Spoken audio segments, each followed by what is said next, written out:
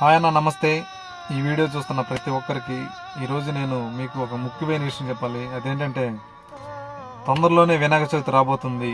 వినాయక చవితికి సిటీలలో, పల్లెటూర్లలో ఆర్కెస్ట్రాలు, గ్రూప్ డ్యాన్సులు, రికార్డ్ డ్యాన్సులు, ఇంకా సెలబ్రిటీలు కూడా పిల్లనంపుకుంటారు. కానీ ఎక్కడో మూలబడిపోయి ఉన్న కళాకారులను గుర్తించి, డ్రామాలు వేసుకునే వాళ్ళని కొంచెం గుర్తించి వాళ్ళకి కొన్ని అవకాశాలు ఇవ్వండి. డ్రామాలు వేసుకునే వాళ్ళు మంచి మంచి టాలెంట్ ఉన్న వాళ్ళు ఉన్నారు మన తెలుగు 2 రాష్ట్రాల్లో. ప్లీజ్ దయచేసి నా మాటలు ఎవరు కేర్లెస్గా తీసుకోకుండా వాళ్ళకి అవకాశం ఇవ్వండి.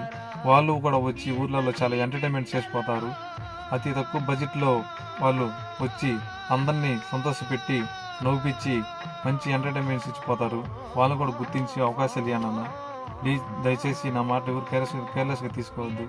ఒక వినాయక చవితి అనే కాదు, ఊర్లలో ఏ సంబరాలు జరిగినా, సిటీలలో ఏ సంబరాలు జరిగినా కొంచెం డ్రామాలు వేసుకున్న వాళ్ళకి, కళాకారులకి ఎన్నో రకాల కళాకారులు ఉన్నారు.